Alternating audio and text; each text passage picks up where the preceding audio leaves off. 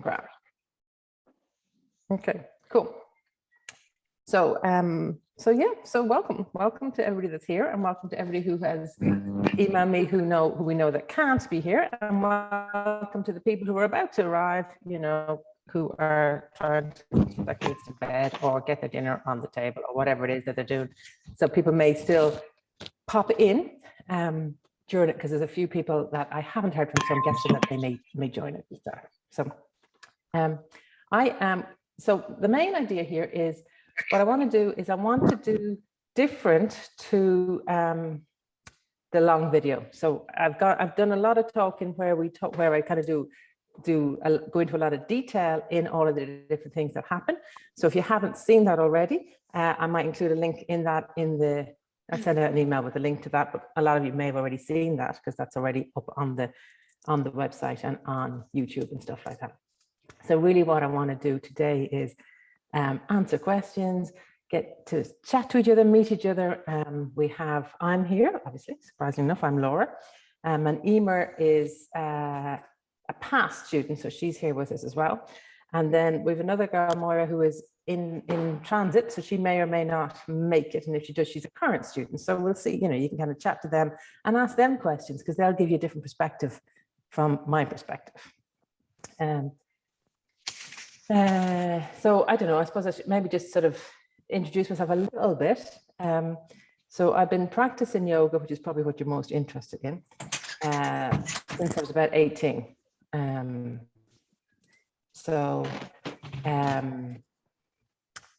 I've practiced kind of all sorts of yoga, lots of different kinds of yoga over different times. And my yoga, as I've got younger, the type of yoga I do has changed over those years. And meditation, I actually met meditation even before that, because I was like a little stress bunny in school, and one of the teachers took me aside, and they taught me, it was called, back then we called it hypnosis, self-hypnosis. That was a big thing at the time, was self-hypnosis. So basically it's meditation. It was the breath, the square breath, a lot of the stuff that I still teach in meditation, but at that time it was all about, you're probably too young to know, but there was a guy who used to be on TV, and you'd put your spoon on the TV and he'd make the spoons bend. And hypnosis was a big thing, but we called it. And since then I've trained in a number of different meditation methods as well. So I've had a kind of a changing, no more than my yoga, and consistent meditation practice as well since whatever, 16, 17. And then I've been teaching yoga for, I don't know, 10, 12, 14. All right, it keeps getting, every year, obviously I add a year on, I keep forgetting.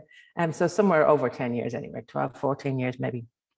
And so I've been teaching yoga in a whole lot of different ways as well.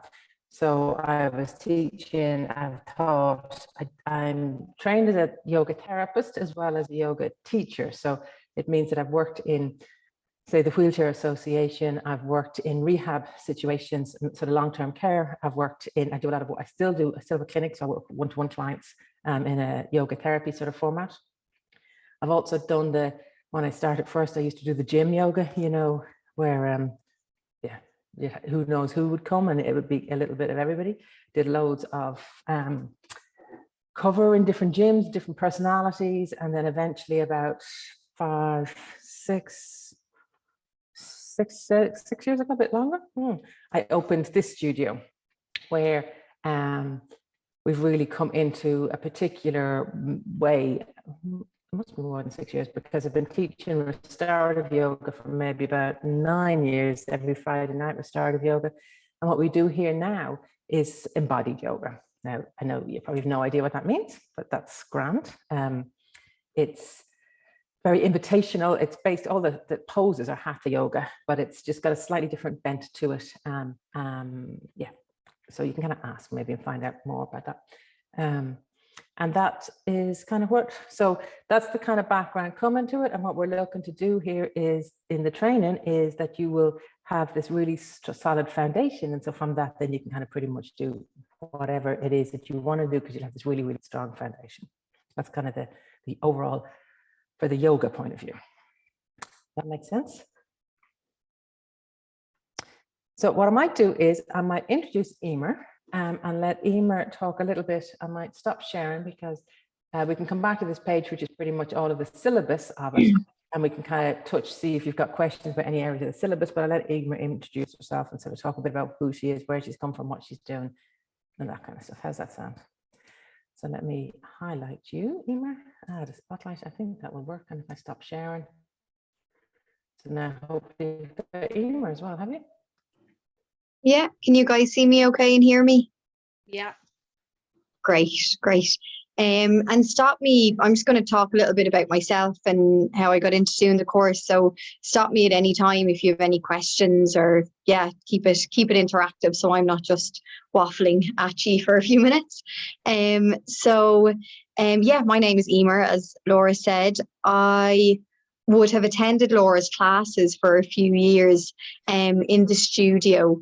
And the studio is just beautiful. Like, if you've been there before, once you go in there, you just, a sense of zen comes over you. It's really gorgeous, genuinely. It's in a gorgeous rural setting, and it's in a rural setting, but not that far out. So you kind of come out of the hustle and bustle and just kind of exhale when you get there. So I'd loved going to the classes there. And then following Laura on Instagram, I seen that she was doing the teacher training. So I'm a mental health nurse by qualification. So I suppose I'm interested in that alternative aspect of mental health and mental well-being, I suppose. So I was interested in doing the course for my own well-being primarily. And then Laura arranged a first phone call with me to discuss it a little bit further. And those of you that have signed up have probably had that phone call of, why am I doing this? And, what's kind of guiding me towards this. So definitely my motivation was my own well-being, and it came at such an amazing time because I was the class of 2021, so it literally got me through lockdown, which was amazing. So my primary focus was my own well-being, I suppose, but also from going to Laura's classes, she always dropped in these little droplets of wisdom about yoga, and I'd always leave being like, I kind of like to know a little bit more about that. What did she mean by that? And how are my emotions in my hips? And what is she talking about? And, so I wanted to learn more about that. So that was part of it. And then I had another part of it as well to do with my role as a mental health nurse, to see if I could bring the yoga practice into my career in some shape or form, but I wasn't really sure how yet. I completed the course, met the most amazing group of women, really supportive and really normal as well, which I really loved about the course. Like, we're all different shapes and sizes, we all come from different backgrounds, and really interesting, and everybody had their own stuff going on, both highs and lows throughout the course, and just a lovely supportive environment throughout the course. And we got our own WhatsApp group going and supported each other with the content. And will I keep talking, Laura? Do you want me to stop at any time, or? Are you okay to keep going? I can keep going. Yeah. Well, perfect. Interrupt her. Do interrupt her if it's something you want to know more about or less about. Exactly. Yes, please do. So yes, the course was brilliant. I suppose for us, we did our hour once a week on a Zoom call to catch up, and that was a lovely mixture actually, because it would both be educational for that hour, but also it might be just a catch up if Laura would kind of read our energy when we all arrived on the Zoom call every week, and it might be that we were all clearly full of beans and motivated, or everyone might just be a bit dead looking, and Laura would kind of read that, and it might be more of just a catch-up session for that hour on how we were all doing with both our yoga practice and the teaching. And then we had our yoga workshop once a month, so a Saturday once a month we'd have our full day workshop. And I suppose even to think about the workshop really explains the entire course and how the workshop was broken down. I suppose it was a lovely mixture of all of the things involved in the course. So we'd start off the day by meditating, and at every break we would open and close the session we were having with the meditation. And then each session, so obviously we'd have our posture practice where we might be reviewing asanas and practicing teaching each other, which Laura introduced us very gently to, in case you get scared there about teaching each other. It was terrifying for us as well when we started it. But we would do our gentle kind of asana practice. But then it would go into teaching us about meditation and about yoga philosophy. And I suppose I would think it, and a lot of the girls would think it as well that did the course, that this is called a yoga teacher training course, but it's really a life skills course. And so much of that would have been incorporated into our workshop days that we did. So Laura would be talking to us about yoga philosophy, and that core text, I just have it here in front of me. You'll be sticking with that, Laura, will you, for the future yoga teacher training? We're negotiating. We're in negotiation. Okay. Yes. But, so she'd be teaching us about yoga philosophy, which sounds very heavy at the start when you hear about it, and it's kind of out there and it doesn't really make sense to the typical way we would have learned things before in school or college. It's quite different. But I suppose, and I hope I can get this across, the amazing thing for me about those workshops and about the course as a whole is how yoga has become part of all aspects of my life and how I cope with things. So when I meet challenges in my life, I think, is there a yoga way around this? Which sounds so silly, but it's really thinking about the philosophy of yoga. So the course is so much more than learning about the postures and the poses in yoga. For example, a lot of what we learned about is like how we attach to things in life, and how I suppose a lot of our upset can come from being overly attached to things, and like things have to happen this way, and if they don't happen that way, I'm going to be really distressed. And it just simple things like that. Like throughout the year, obviously we all had our ups and downs, and we were actually able to use what we were learning in the course in those life challenges, which wasn't what I expected at all. Like I kind of thought maybe I could teach some of the older service users that I meet some chair yoga. Like this was kind of my thinking around what I might get out of the course. But actually, whilst I am getting that from it, I also got this whole entire coping, like I suppose, group of coping skills for life, which is really amazing. And another part of that, which was interesting to me, was how I've been able to incorporate it into my work as well as a mental health nurse, in that I see people in front of me, you know, suffering with different problems and different difficulties in their life. And I'm actually bringing in Buddhist philosophy and yoga philosophy into my work with the service users, which is just so amazing, I think, because obviously, you know, there's other medical models that can be amazing as well, but it's so lovely to be able to offer something different to people and something a little bit outside of the box. And it was so different what I actually expected to get out of the course. And I suppose from the practical piece of doing the actual yoga postures, I suppose that was something I was quite anxious about. Like thinking about, am I good enough to teach yoga? Am I skilled enough to teach yoga? Am I, you know, good enough to even do the course? And that was something that I felt really supported with throughout the course as well. With regards to everyone in the course was starting from different levels. But most of us, I feel like we were like, nobody was going in standing on their heads. I think that's fair to say, isn't it, Laura? Like we were all 100%. Everybody, to me, everybody that is attracted to this are what you'd call normal people as opposed to bendy wendies. And that's because if you want to do the bendy wendy stuff, then this isn't the place. If you wanted to learn a lot of strong asanas, then there's a different course for you. So what the people who come are your bog standard regular people, some flexible in some places, some tight in some places, some with dodgy hips, dodgy knees, you know, had a baby, pregnant, whatever, just general, welcome back, just general normal people, which is great because that's who we teach, is normal people. So it's great to be working with normal people, if you know what I mean. And it's really interesting if sometimes there are people who might have a lot of mobility on the training, but that's a whole other thing. Like, so it's I love when people who have a lot of mobility and are open to actually feel what's going on in their body, which is this embodied approach, then they discover that that maybe there's a little bit of instability in that mobility, and they have to work on a different thing. So while a lot of,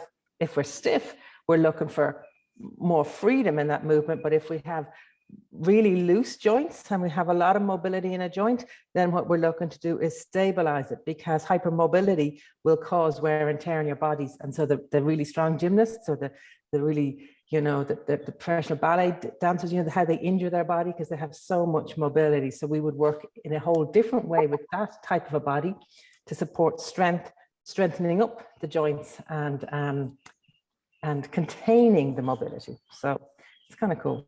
Well, I think it's kind of cool. So yeah, and that was definitely something that I got out of it as well, that like I feel so much more aware of my body since I've done the course. It was really, I would have thought that I was relatively connected with my body, but since doing the course, like even sitting here when Laura was talking, I was kind of readjusting myself, and I was like, God, I'm sitting really awkwardly, like I'm not really in alignment.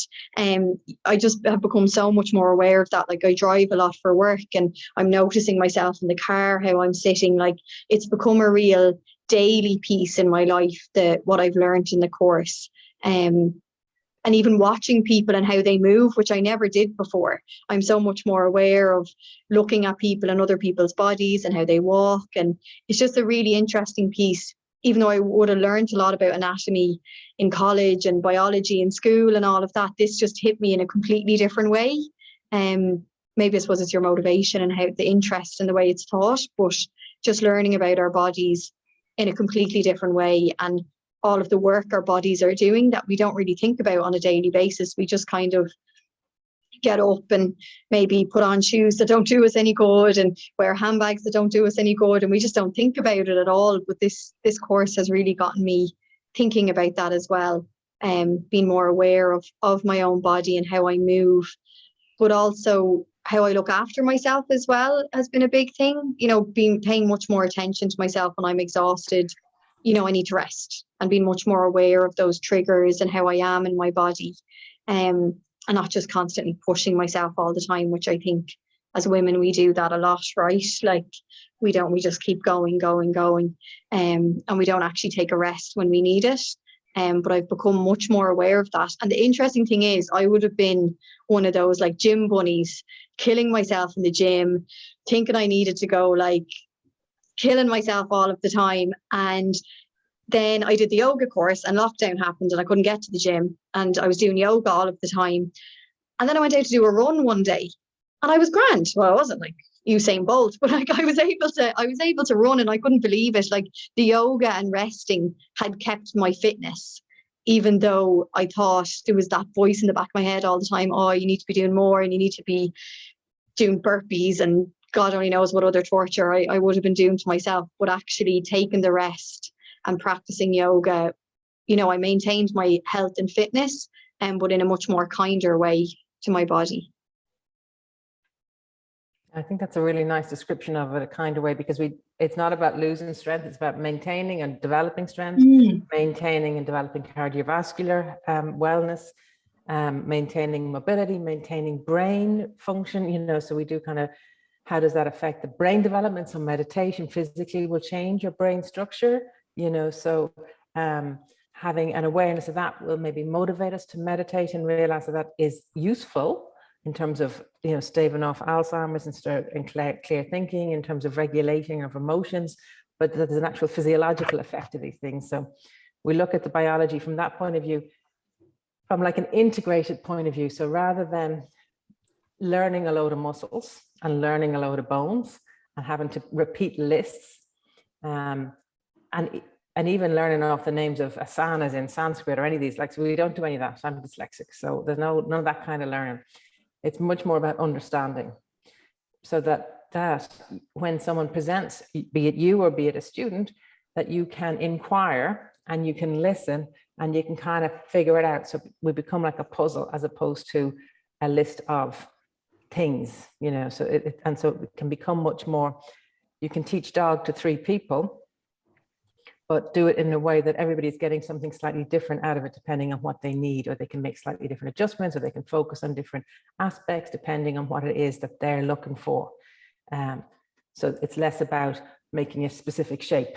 It's more about why. Why do you want it? What would stop you doing it?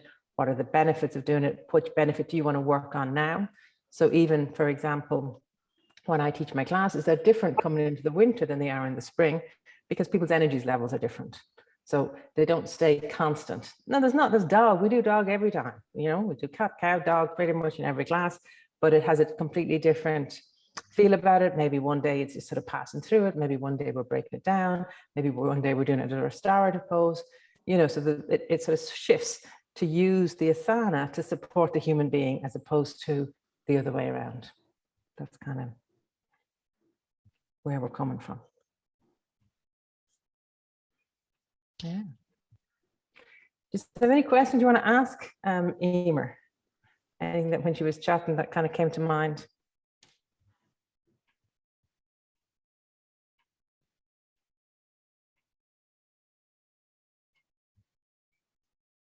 That Donna, is it? I can't hear you very well. Sorry, Donna. No, that was just very informative, Emer. Like your kind of story is similar to I suppose myself. Like I'm in residential care and supporting a lot of special needs kids and stuff like that. And I suppose it's finding a way to look after your own mental health as well, like because it can become like so intense. And I'm kind of doing it for the last 5 years, so it's nearly burnout rate at this stage. Like you go. So that was kind of my incentive to do the course, is kind of a little something for me. And of course, like the benefit of teaching at the end could, is a great possibility, but it's not really my start off point to why I'd be doing it. It's kind of for my own learning, I suppose, and my own mental health. So yeah, I liked your story as well. Oh, great. Yeah. And I think a lot of us were the same, I have ended up teaching a class, which is absolutely blowing my mind because it wasn't what I thought would happen at all. But yeah, like I was the very same, like it was for my own well-being and to look after myself. And I definitely got that out of it. And I'm just thinking now as I'm talking, probably the resilience and care that I got out of doing all of that has probably enabled me to go ahead and teach. Do you know, that kind of way? I think that's supported me to do that. Yeah, I suppose like you let go of those anxieties throughout the course. I suppose for me to teach now would think, oh my God, like I would have a heart attack. I wouldn't even, I wouldn't be comfortable with that. So it's kind of just going, right, well, give yourself a chance to learn everything first and then go deal with that part when it comes to it. Yeah. Totally. Well, we've got Moira has joined us. So, hey, she's a current student. So we can ask her loads of questions too. Definitely in terms of that teaching, it's not a thing you need to make a decision about now. We do teach each other the poses because it's a really good way of learning the poses. And then, sometime, and what will probably happen is you'll definitely not be teaching. You'll definitely be teaching. You'll definitely not be teaching. Definitely teaching. So you'll probably change your mind. How many times you changed your mind so far, Moira, or were you always going to teach? No, I was never going to teach. I was just doing this for myself. Never going to teach. And now I've taken out my insurance last week, and I'm more confident. And I'm saying, yeah, I'll teach. And there are a few of my friends coming around tomorrow, and some more next week. And fingers crossed. And yeah, well, I'm definitely not in the I'm never going to teach mode. I'm in the yeah, maybe a class, but good. Amazing. And the thing is that you're going to be sharing it. It's not possible. It's not possible to be alive and not share it. So whoever it is you meet, if you're less plugged in, that's going to have an effect. If you have kids, how you are with them, how you're showing them how to be, they're going to pick up that straight away. Like it's not possible for you to not be sharing it, whether it's in a public class situation or whether it's just within your relationship to yourself, your relationship with the people around you. It's all, from my point of view, it's all teaching because it's all sharing that like essence of who we are. And so inspiring and giving other people permission to be the essence of who they are. That lovely poem of Our Greatest Fear. Did you find it difficult kind of working it into your weekly, I suppose, life in like the things that you have to do, like your daily practice or whatever, your Zooms, your catch up, and that, did it kind of fit in easily? No, it doesn't fit in easily. You have to make the effort. You do have to make it. Now, I tell you, these Zooms fit in relatively easy because they're every Thursday at a certain time, and the family know that for the year and the rest. So that I find that easier, and the Saturdays are very easy. The daily practice part, that is more difficult for all of us because life intervenes. And for many people who've been really good and they've been great in the mornings and they've said, right, I'm definitely doing it in the morning, and they put that time aside. For other people like me, just everything is in a flux. I don't work the same every day. I don't start the same time every day and the rest. So it's for those, some people are really, really good at it. I know others like me struggle at that part of it. All right. Okay. But yeah, you have to kind of build in the time. But if you do that at the beginning of the year. Okay. No. I suppose it's just a fear kind of element as well, like when you're kind of so used to being a mammy and minding everybody and making sure everything is, you have to be here, there and everywhere and the whole lot. It's about taking time back for myself, like, but making sure that everyone else is still okay. And there are nearly all mammies on the course. Nearly So, all like, young mammies. Things might be like, you go to pick up, you do a football run and you stay there, and people stay in the car and watch their videos, the weekly stuff that they've in the car, so there are real practical workarounds, but definitely, I mean, I would agree with you, Mary, the people who don't have a routine life, it's the more difficult, because if you know your kid does blah, they go swimming on a Saturday morning or whatever it is, and so you take that, that's your block. So you put your block in at the same time as you're filling out your diary for all of them. But for the random kind of, for the people with less regular lives, it obviously takes less routine lives. In terms of personal practice, I wouldn't worry so much about it initially because we start really small, so you're talking. Now, that doesn't mean it's easy. It's like, take 5 minutes. Like, nobody hasn't got 5 minutes, but the whole practice, the difficulty is in us taking that 5 minutes. So there's a whole experience there. You and everybody else will be on the course. Some people will get it straight away, but most people will have a real struggle with taking that 5 minutes.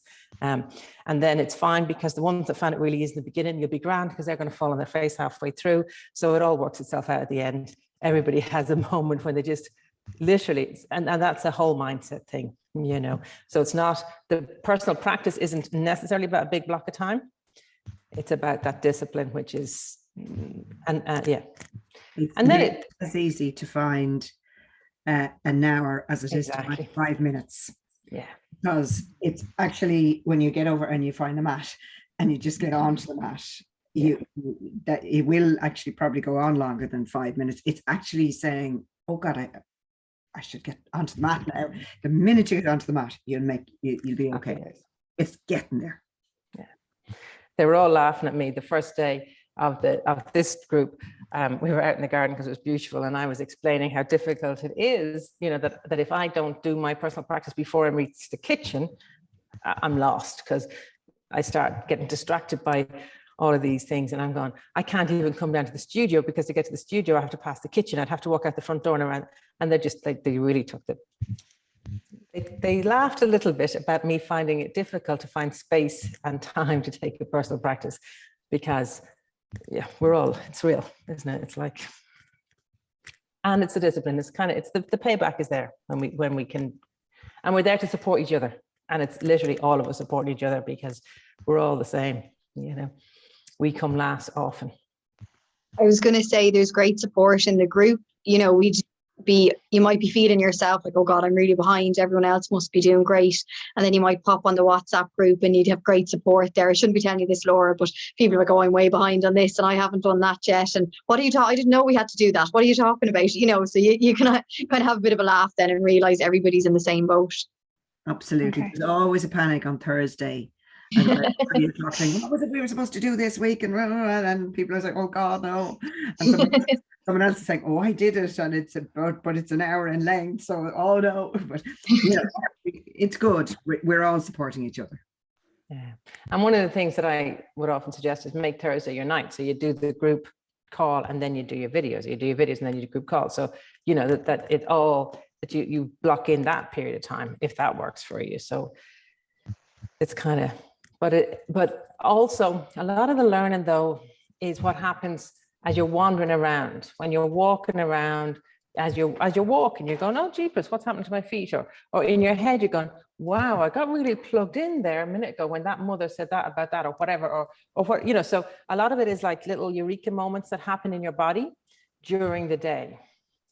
So the material is to sort of spark off the relearning, and the relearning happens when you're in the shower, when you have these like, oh, I get it now, or whatever. You know, that's kind of, hopefully anyway.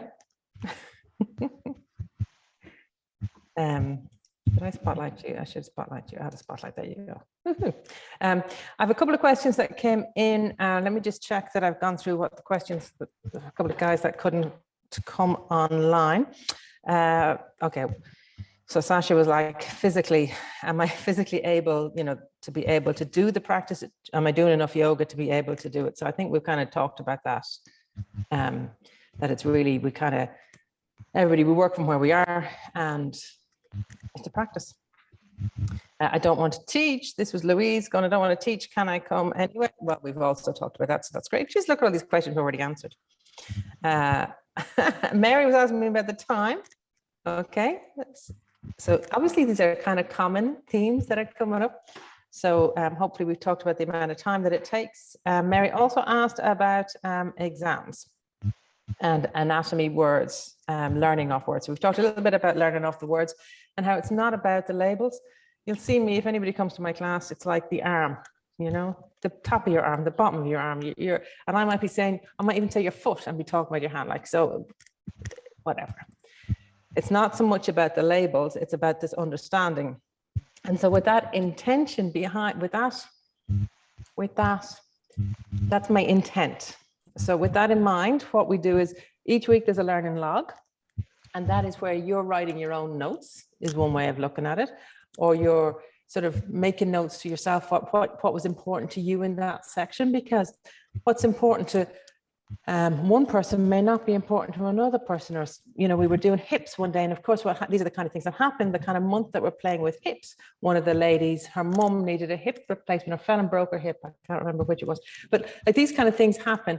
On the shoulders month, something happens to someone's shoulder, so the person who that is happening to may have a whole different understanding of hips than everybody else, you know. So they may come at it from a different question, you may have different information from your past, or it may, the philosophy, it will be completely different for everybody, because how you're picking up different things will be completely different for everybody in the group. So the learning log is really like your little diary effect, where your journal, where you're just kind of keeping track of kind of, it's a processing. So having to put it into words is part of the learning.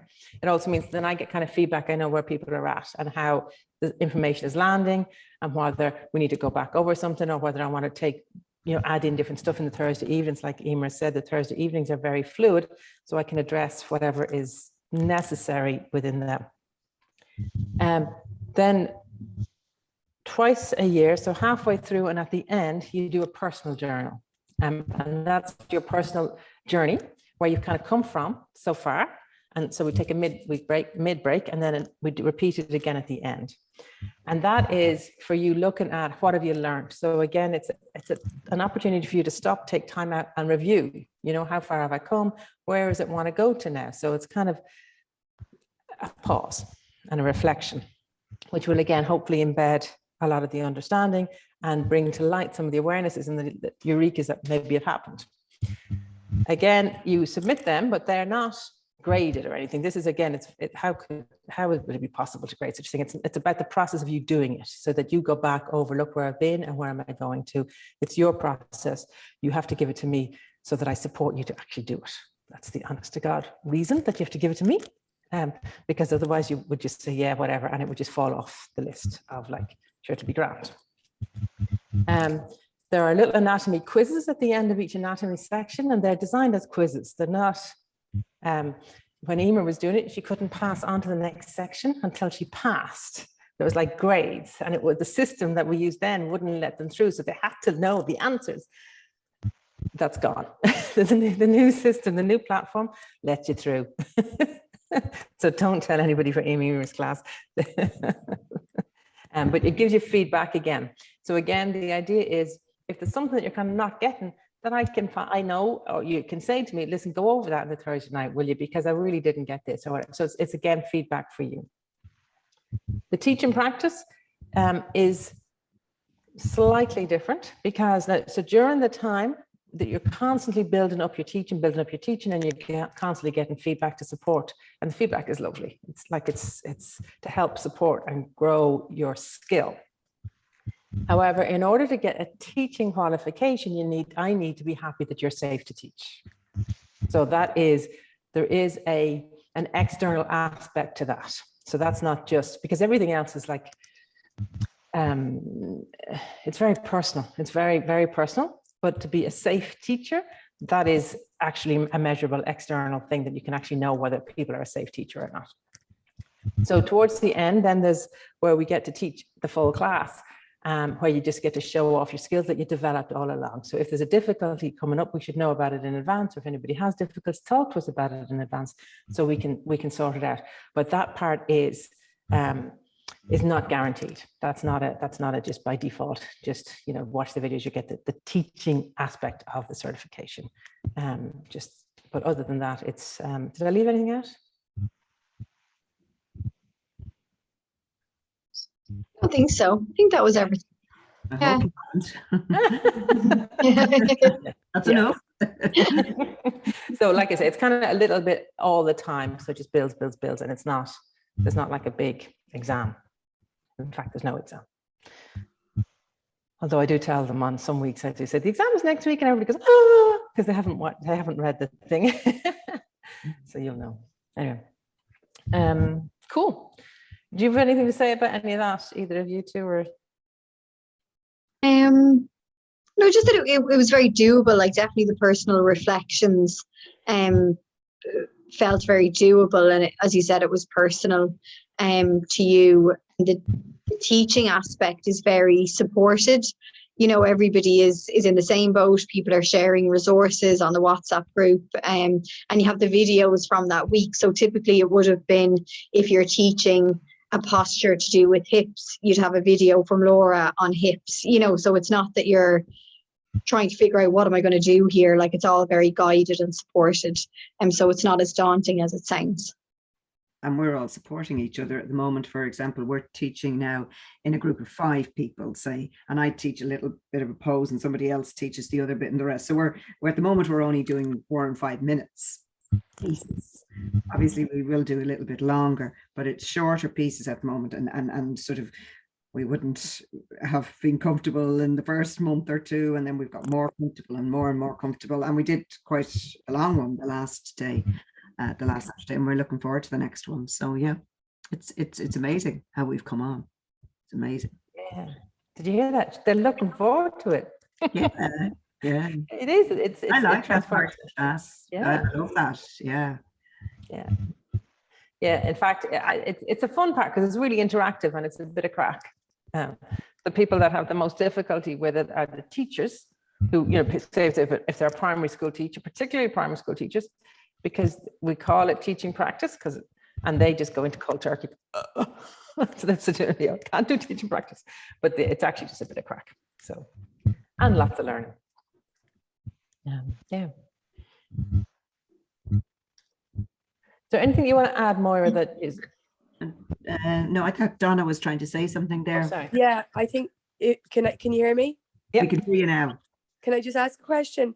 The teaching practice part of it, like, does most of that have to be carried out in the studio, or like, is it kind of done through Zoom? Which way would you prefer that to be done? Like, okay, so Emer's class most of Emer's course was on Zoom because we were in lockdown. Most of Moira's class was in the studio because it was fine.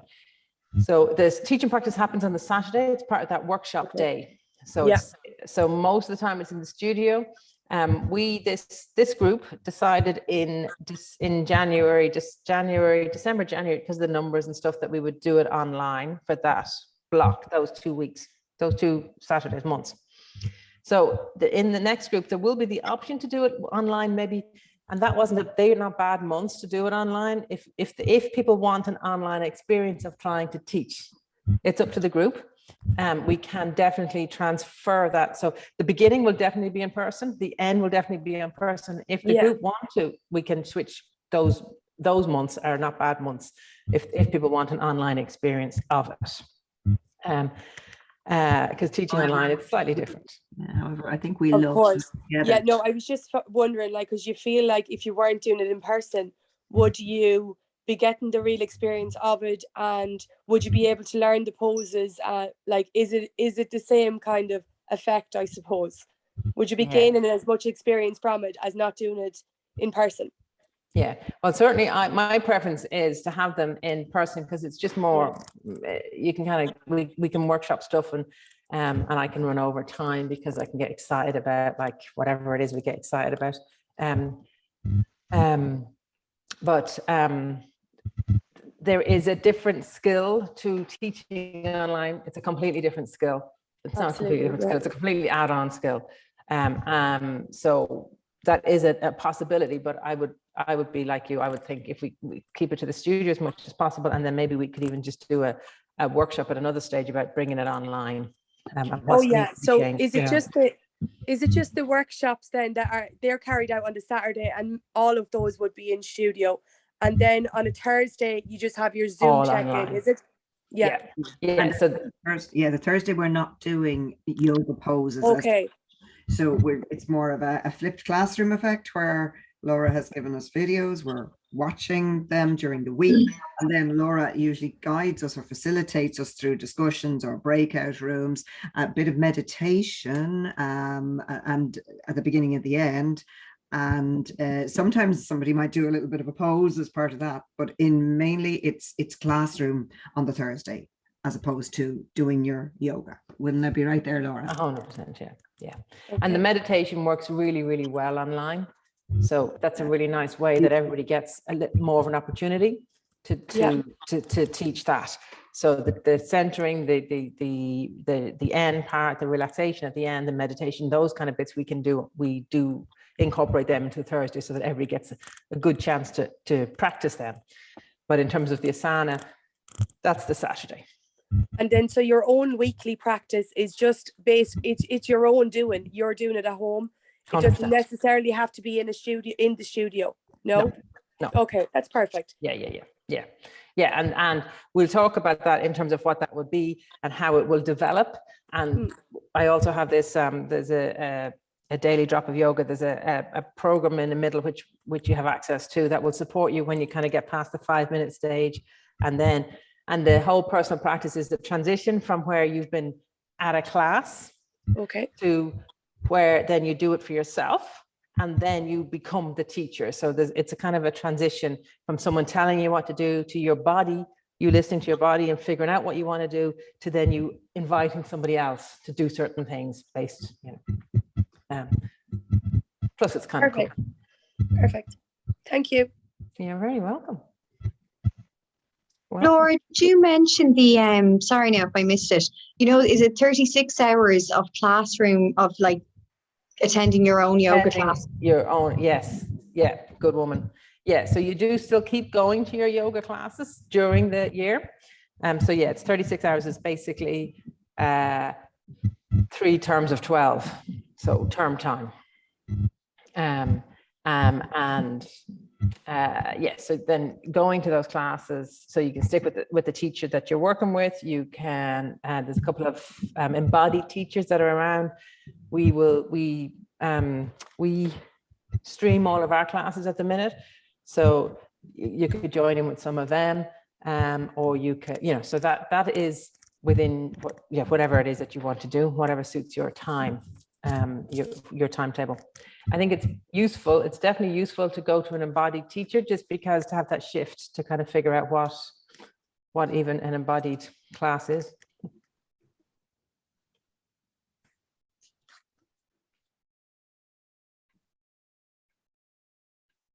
No, just Caroline had to pop off there. Perfect. Yeah. Cool. Cool. So is there anything else that before we kind of do a shake up? No, I think that's okay. I've just tried to get an understanding of the amount of hours and what way, obviously you have to do 36 hours then. Obviously I'm in Offaly, so it wouldn't be feasible for me to be in studio all the time, and I was kind of worrying, thinking you'd have to be making the drive the whole time to the studio. Yeah. And just keeping up with that, I suppose, with work and with the kids and stuff like that, would I be able? But it is feasible. Yeah. No, all that. So those 36 hours you can do in Offaly. I mean, we have, I'm not sure whether she's teaching public classes yet or not, but one of Emer's classmates she is teaching now, isn't she? She's Yes, she was getting started anyway. Adele. So my buddy is in Offaly, and maybe next year she'll be teaching as well. Yeah. In Offaly. Yeah. Okay. Yeah. Okay. There's one in there's Judy in our class is from Offaly too. Yeah. So we have a couple of and so that's really nice, because then you can say to them, Jesus, what was she on about when she was talking about whatever? And or like I say, some of the people will log in, and not even maybe for one of the blocks, over the year, take one of the terms to log in to hear. Of course. Yeah, and I would want to do some in the studio and get the whole experience of it. Like, it's just, obviously it wouldn't a commitment I'd be able to make every week, that kind of way, because I am in residential care and it's shift work, and it's just not always feasible, that kind of way. Yeah, well, I mean, the thing is, wondering, would I be able to incorporate the whole experience? Yeah, it sounds doable though. Perfect. Yeah, and like so in those 36 hours, you can do most of them in Offaly, or most of them locally, and then I mean, it could be that on, say, one of the mornings, if you're in residential on your off times, spacing some of the classes, you could just do drop-ins then to some of the classes in the studio, great. and sort of play that way. Perfect. Yeah, thanks. 100%. That's brilliant. Cool. Brilliant. Sounds great, guys. Thanks for sharing all the information. It is, Donna. You really enjoyed. You'll love it. Good. Yeah. It sounds amazing. It sounds exactly what I'm looking for. So I'm just going to go with it. Brilliant. Cool. Okay, well, in that case, I am going to say thank you to all of you. Thank you to everybody who came. Thank you to everybody who popped in, sent me questions in advance. And thank you to my two current and past students who were willing to give us our time as well. And I look forward to September to seeing you all in person. Thanks so much for sharing. Thanks. Thanks, ladies. Bye. Bye. Bye. It's a million. Bye. Bye. Stop my recording.